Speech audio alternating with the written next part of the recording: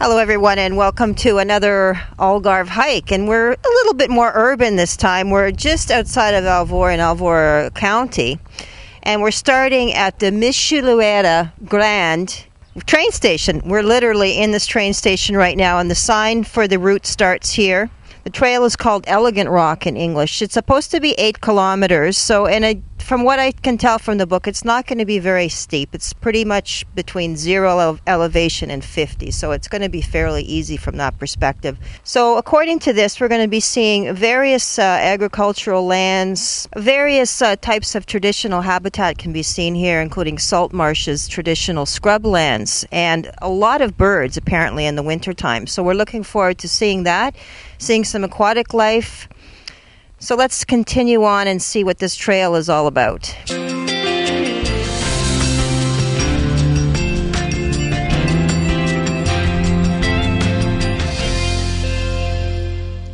And moving right along, not too far into the trail, we've got the first marker here with the red and the yellow, which means that we're on the right path.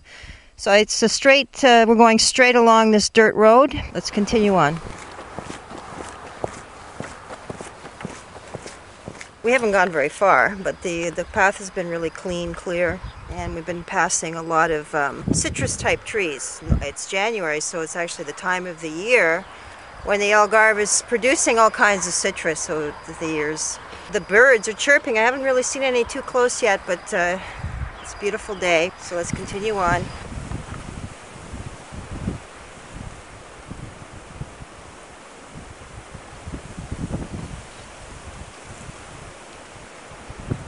Behind me, we've got the start of the marshes. It seems to go on for about 1 kilometer to 2 kilometers. And as I mentioned at the beginning, there's supposed to be a lot of birds. They come down here to escape the cold weather, and they've been fluttering around back behind us. There's supposed to be a lot of shore birds, water birds around, which is what they're doing right now in the little marshes. The trail so far has been really easy. It's been completely flat, easy trail to follow. There hasn't been a lot of direction signs, but it's not really necessary. You just follow the path, the dirt road. So on one side of me now, I've still got the marsh. We're headed towards the water. And on the other side, we've got a beautiful spring blooming pasture. A lot of the trees have changed from the initial trees, which were citrus trees. Now we're into olive trees, oak trees, and almond trees. And we've been seeing quite a few birds. You have to approach them very carefully because they do disappear pretty quickly once you get close. But we've managed to capture a few.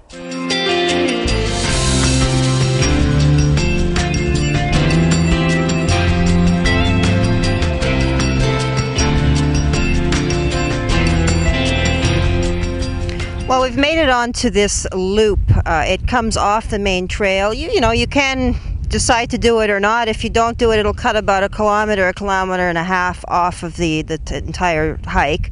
But I highly recommend that you do. We've got the Alvor River behind us. It's a very low tide situation right now. Seems to be popular with the guys digging for clams and the guys flying kites. Great vantage points from here. Take the extra 1.5 kilometers and come out here. The path is a little bit narrower and very rocky, but very simple, very easy, no hills. So we're at the a crossroads now. This is where you can either continue along the path and skip the outcrop going towards the Alvor River and continue on up here, which I can see ahead of me is a slight incline, but like I said at the beginning, it's not even more than 50 meters of a climb, so it should be pretty easy. So let's go on up the hill.